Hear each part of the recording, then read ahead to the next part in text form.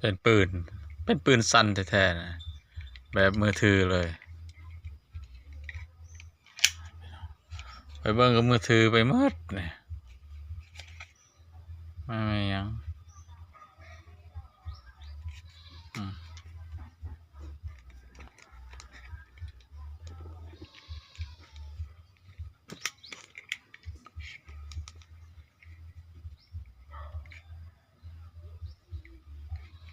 ปืนได้พี่น้องสบายยิงป้องกันตัวไปสนใจเนาะเนี่ยขับรถขับหลังไปก็ใส่ธงเซยคือมือถือใครสอบ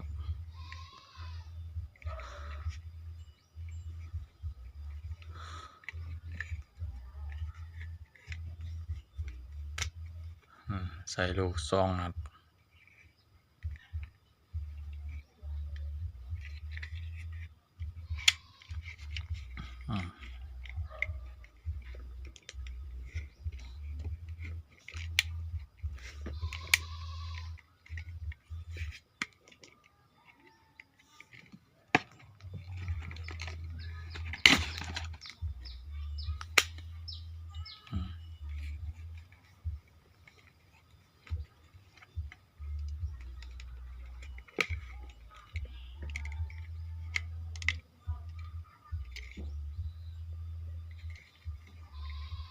กับใจ FC ละ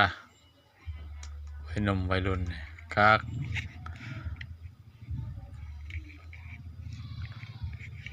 ป้องกันขโมย